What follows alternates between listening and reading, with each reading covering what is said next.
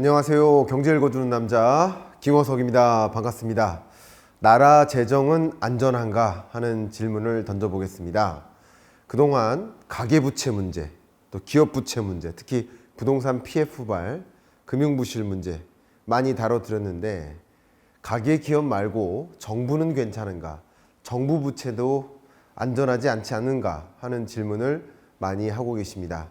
실제 국가 채무가 5년 연속 증가하고 있는 지금 경제 속에서 나라 재정이 실제 어떤 상황인지를 면밀히 들여다보고 또 나라가 어떤 방식으로 나라 살림살이를 운영해야 될지 우리도 그 방향성에 대해서 들여다볼 필요가 있지 않을까 생각합니다. 나라 재정은 뭘 의미할까 하면서 그림을 제가 조사해 봤습니다. 보시는 것처럼 우리는 가계의 구성원으로서 혹은 기업의 구성원으로서 경제의 3대 주체로서 여러 가지 삶을 영위하는 것이죠. 학생들은 학교에도 가고 또 건설 현장에서 건설의 모습도 나타나고 있고 또 의사들은 병원에서 진료하고 배달도 하고 물류도 하고 또 놀이도 하고 다양한 모습들을 우리가 영위하고 있는 게 국민의 삶 아닌가 생각이 됩니다. 사실 이 국민의 삶 속에서 세수가 있고 세출이 있는 거 아닌가 이렇게 생각해 보고요. 저는 개인적으로 정부는 이 나라라는 그 살림을 운영하기 위한 이 동호회가 있다라고 한다면 동호회의 총무격이다라고 저는 생각을 해요.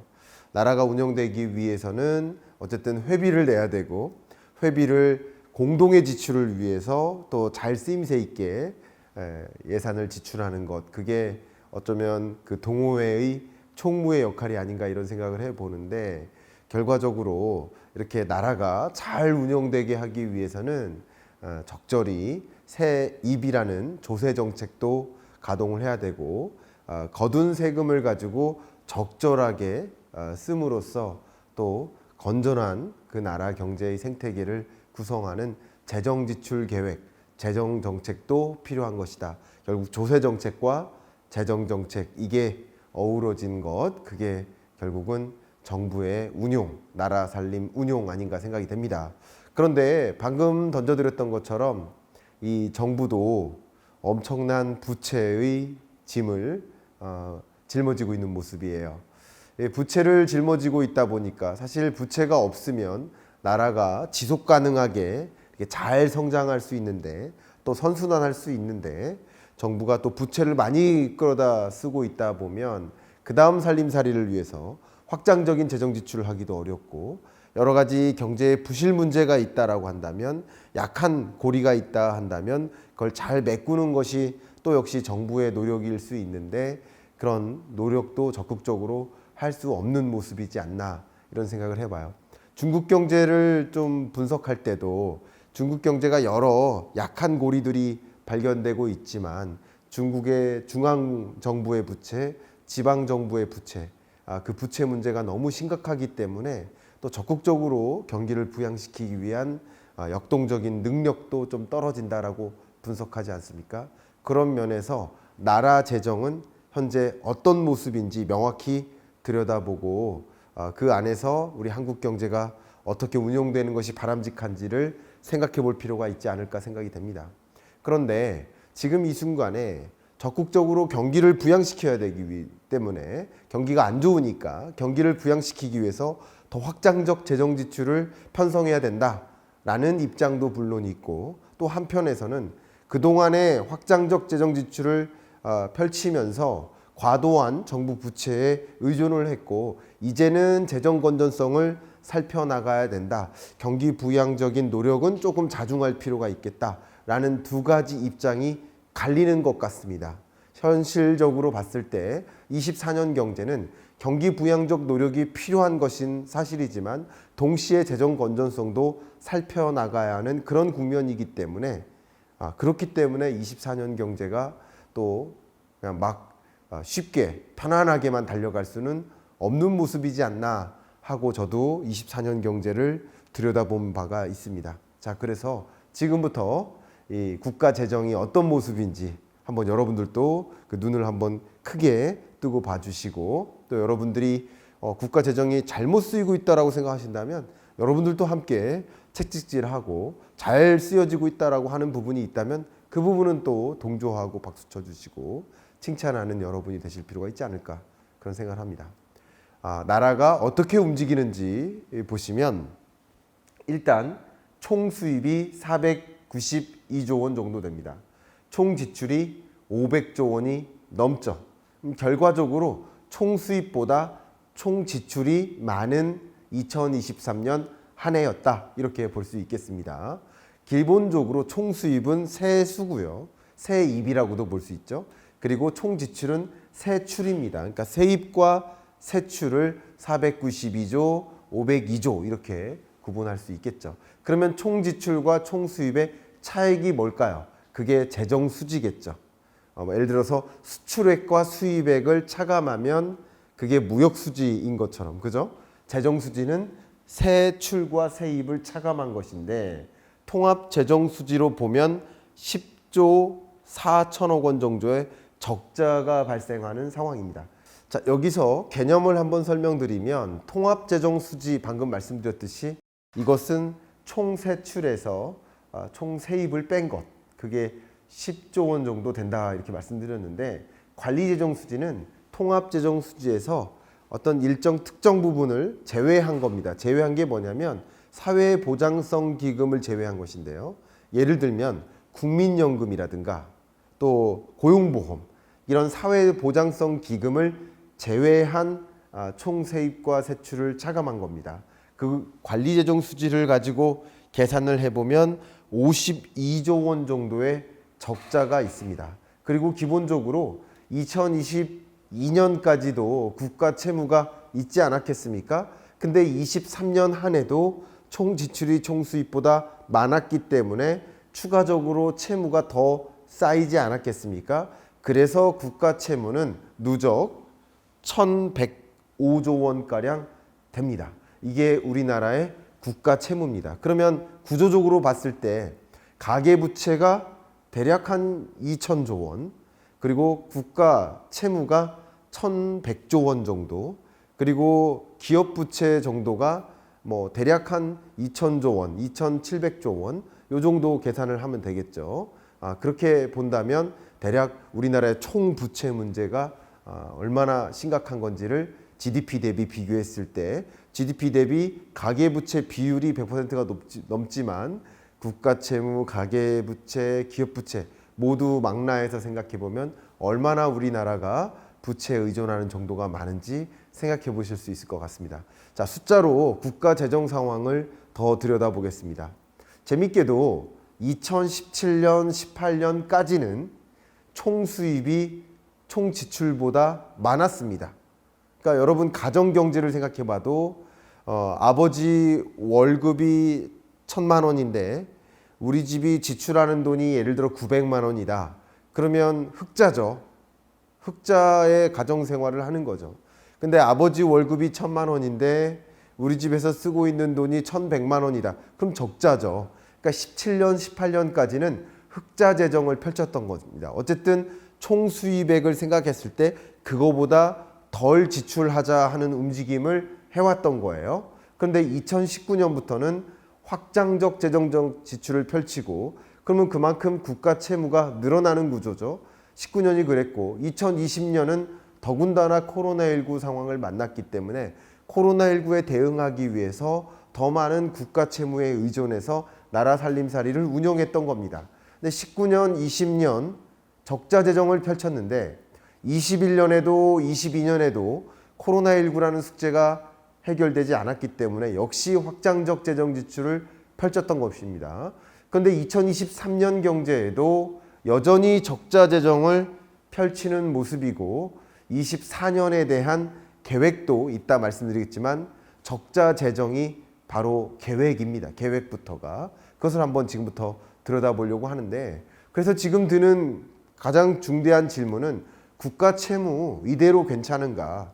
보시는 것처럼 통합 재정 수지를 기준으로 보면 2017년, 18년까지는 그래도 이게 흑자였습니다. 근데 19년부터 적자 재정으로 전환된 다음 적자 기조를 면치 못하고 있습니다.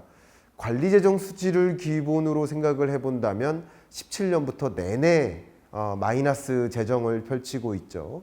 그래서 계속 통합재정 수지도 적자 규모가 늘고 관리재정 수지는 적자 규모가 더 크게 쌓이고 있는 그런 모습이라고 볼 수 있죠. 그럼 결과적으로 어떨까요?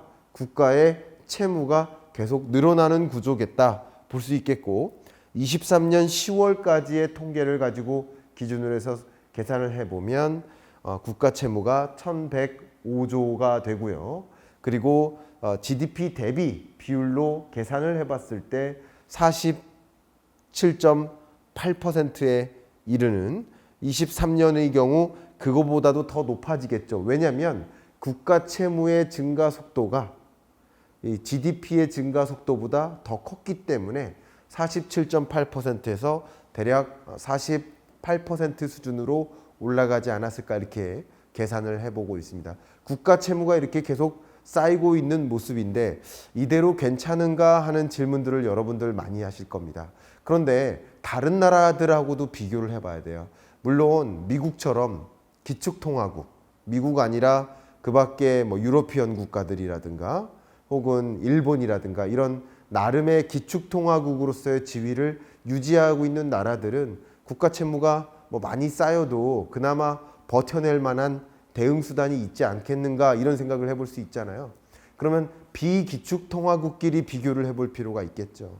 보시는 것처럼 주요 비기축통화국들의 부채 비율, 국가 부채가 얼마나 늘었나 줄었나를 계산을 해보는데 우리나라가 국가의 부채 비중이 굉장히 높다라고 앞에 말씀드렸습니다만 그게 더 늘었나 줄었나 조정이 됐는지를 확인하는 거예요. 2020년에서 2026년까지의 그 흐름을 IMF 전망치에 기대어서 계산을 해보면 보시는 것처럼 캐나다, 아이슬란드, 헝가리, 폴란드 이런 비기축통화국들은 오히려 국가의 부채 비율이 줄어들도록 재무구조를 설계하는 국가의 재정 건전성을 살펴나가는 방향으로 움직임이 있습니다. 그리고 비기축통화국의 평균 수준도 마이너스 1.0%로 어쨌든 전반적으로 많은 국가들이 국가의 부채 비율을 좀 줄여나가기 위한 재정 건전성을 살피는 노력을 하고 있다라고 볼 수 있겠죠. 반면 우리나라는 이 주요 대상국 중에 가장 높은 수준으로 향후에도 부채 비율이 향후에도 18.8%포인트나 국가 부채 비율이 늘어날 것으로 전망이 됩니다. 그러니까 이렇게 국가 채무 문제가 주로 2019년부터 본격적으로 제기되었고 그 이후 국가 채무가 계속 쌓이고 있고 그리고 2020년, 23년까지도 쌓여왔는데 앞으로도 24년, 5년, 6년 동안에도 계속 국가의 부채 비율이 늘어날 것이라는 그런 것들. 그러면 국가 채무가 이대로 쌓이기만 해도 괜찮은 것일까? 뭐 기업 부채도 문제고 가계 부채도 문제인데 정부 부채 문제도 심각한 거 아닌가 하는 생각을 우리는 한번 들여다볼 필요가 있는 겁니다. 마침 얼마 전에 2024년 예산안이 확정됐습니다. 그러니까 국회를 통과한 예산안이 발표됐죠. 그런데 기존 정부 안하고 크게 차이는 없습니다. 규모 면에서는 차이가 별로 없습니다. 어쨌든 2024년 총 수입은 대략 612조 원 정도. 근데 총 지출은 656조 원 정도를 지출하겠다. 그러니까 24년에 대한 예산 계획 자체가 뭐예요? 적자 재정을 계획한 겁니다. 그리고 그동안 2019년부터 계속 적자 재정을 계획하고 그 계획했던 것보다 더 큰 적자를 부담하면서 살아갔는데 역시 2024년에 대한 계획부터 적자 재정인 거예요. 그리고 23년의 본 예산과 비교를 해보면 총 수입은 23년에 625조 원 정도에서 24년에 612조 원으로 수입은 줄어드는데 왜 줄어들까요? 가계의 경제활동, 소비활동, 소득활동이 줄고 또 기업의 적극적인 경영활동이 위축되는 과정이니까 가계와 기업이 위축되면 경기 침체 국면인 거죠. 23, 24년 경기 침체가 지속되면서 총 수입만 단독으로 많아질 여지는 없는 거죠. 여기에 뭐 부자 감세라든가 부동산 규제 완화라든가 뭐 이런 것들이 같이 맞물리면서 총 수입이 늘어나기가 어려운 구조 속에 놓여 있다, 이렇게 볼 수 있겠습니다. 총 수입은 주는데 총 지출은 더 늘리죠. 2023년 본 예산이 638조 원 정도 됐는데 총 지출 24년의 경우에는 656조 원으로 2.8% 또 늡니다. 그러다 보니까 관리재정 수지를 보면 적자 규모가 더 커지죠.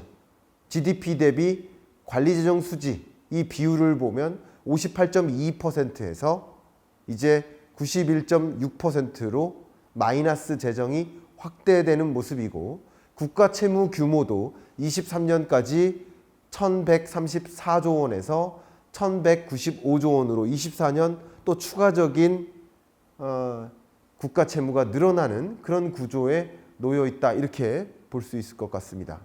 그러면 24년 예산 확정안을 가지고 국회 통과를 가지고 재정 지출을 어떻게 계획하는지를 보신다면 보시는 것처럼 656조 원 정도로 24년에 예산을 계획을 했고요.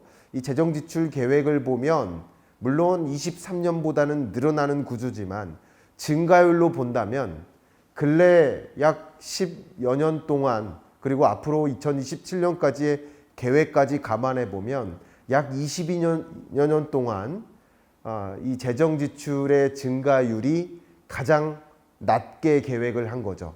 그러니까 확장적 재정 정책이 아니라 다소 소극적인 재정 지출 계획을 한 거죠. 이 부분에 공감을 하느냐? 저는 이런 부분에 있어서는 공감을 한다. 왜냐하면 지금은 그 어느 때보다도 재정 건전성을 살필 때다. 재정 준칙을 마련하고 어떤 특정 비중 이상으로 국가 채무에 의존하면 안 되는 구조이기 때문에 사실 24년뿐만 아니라 25, 26, 27년 동안에도 재정 지출을 확장적으로 계획하지 않음으로써 좀 예산의 증가 속도를 주춤하게 만드는 모습. 물론 늘어날 수는 있어요. 그러나 GDP의 증가 속도보다 더 늘어나면 계속 GDP 대비 재정 부채, 정부 부채의 규모는 늘어나는 구조니까 적어도 경제 규모가 늘어나는 속도보다는 관리를 해야만 재정 건전성을 살피는 일이지 않을까. 그래서 2.8%로 예산을 2023년보다 증액하는 것이 그렇게 재정을 소극적으로 편성한 것이 문제가 있느냐 없느냐, 제 의견을 물어보신다면 저는 소극적으로 편성해야 된다. 이제는 재정 건전성을 살펴야 될 상황이다 라고 저는 생각합니다. 그래서 이런 부분에 있어서는 국회 통과한 예산안을 가지고 판단했을 때 저는 이런 부분에 있어서는 공감을 하는 입장입니다. 왜냐하면 앞서 말씀드렸던 것처럼 그렇지 않으면 국가 채무가 더 늘어날 것이기 때문에 지금도 국가 채무가 GDP 대비 50.4%에 달하는데 지금 이대로의 계획만으로도 다소 확장적이지 않은 소극적인 재정 정책을 펼칠 것을 근거로 전제로 해서 들여다봐도 국가 채무 비율은 앞으로도 상승할 것으로 전망이 되기 때문에 재정 준칙을 세우고 우리가 관리 가능한 수준의 정부 부채 의존을 해야 된다라는 견지에서는 이제는 재정 건전성을 살필 일이다. 지금은 말 그대로 코로나19 위급 상황은 아닌 거거든요. 20년, 21년, 22년에는 코로나19에 대응하기 위해서 그랬을지 모르지만 23년, 24년은 그런 위기 상황은 아니라고 보고 있고 경기 침체 구간이기 때문에 물론 경기를 부양시키는 노력도 필요하겠지만 재정 건전성도 동시에 살펴야 되기 때문에 우리는 지금은 재정 건전성을 어느 정도 살펴야 되는 시점이다라고 생각하는 입장입니다. 그런데 지금부터 드리고자 하는 이야기는 재정을 얼마나 확장적으로 계획하느냐 혹은 소극적으로 계획하느냐, 그게 중요하기보다 이 쓸 지출을 650조 원에 달하는 이 거대한 정부 예산을 어디다 쓸 건지가 더 중요한 상황이다라고 저는 생각을 합니다. 제가 비유를 이렇게 많이 하죠. 어머니가 아이한테 용돈을 줍니다. 용돈의 규모가 줄어들 수는 있어요. 너무 무분별하게 이 용돈을 낭비하는 것 같으면 용돈을 좀 줄일 수도 있습니다. 늘렸을 때 좋은 것도 있고 줄였을 때 좋은 것도 있겠죠. 그러나 지금은 줄일 때다라고 저는 보는 거예요. 자, 그런데 용돈의 규모가 얼마인가가 중요한 것이 아니라 그 용돈을 어디에 쓰는가가 더 중요하다. 저는 그런 입장입니다. 그러니까 용돈을 가지고 아이가 우유를 사 먹을 수도 있고 불량식품을 사 먹을 수 있어요. 그러나 그 결과는 다르다 이거죠. 용돈의 규모도 중요하겠지만 규모보다 더 중요한 건 어디에 예산을 지출하는가입니다. 근데 지금 제시해드리는 예산 지출 분야별 계획안을 보면 2023년 예산, 부문별 예산이 있겠죠. 12대 부문별로 나열해 봤을 때 23년 예산보다 대부분의 영역에 걸쳐서 예산을 늘리는 구조입니다. 24년에. 그러니까 예를 들면 보건복지 고용 부분의 예산을 2023년보다 7.5% 증액하는 움직임이고요. 외교 통일 분야에 17.2% 증액하는 움직임이라고 볼 수 있겠습니다. 그런데 줄이는 예산이 어느 부분이냐? 바로 교육과 R&D라는 예산 부분인 거죠. 물론 국회 통과하기 전보다 이 R&D 예산이 다소 증액하긴 했지만 어쨌든 23년 R&D 예산보다 24년 R&D 예산은 14.8%나 감액된 거라는 거죠. 이 14.8% 감액은 굉장히 큰 규모로 감액된 것이다. 다른 부문과 비교해 보면 절대적으로 이것은 많이 감액된 것이다. 그리고 물가상승분까지 생각해 본다면 13.8%의 감액은 굉장히 강한 감액이다. 이런 생각을 합니다. 이 부분에 있어서는 저는 공감하지 않습니다. 그러니까 총 예산 지출 계획 2.8% 늘리고자 하는 계획, 이것은 재정 건전성을 살핀다는 측면에서 공감하고 있지만 그 계획도 부문별로 쪼개봤을 때 왜 R&D 예산과 교육 예산을 줄여나갈까에 대한 의문을 저는 개인적으로 가지고 있어요. 물론 교육 부문 예산, 학령 인구가 준다. 그러니까 교육 예산 줄여야 된다. R&D 예산, 물론 카르텔이 있다. 무분별하게 예산이 낭비되고 있다. 이렇게 이야기를 하십니다. 물론 그런 부분도 가만히 돼야 됩니다.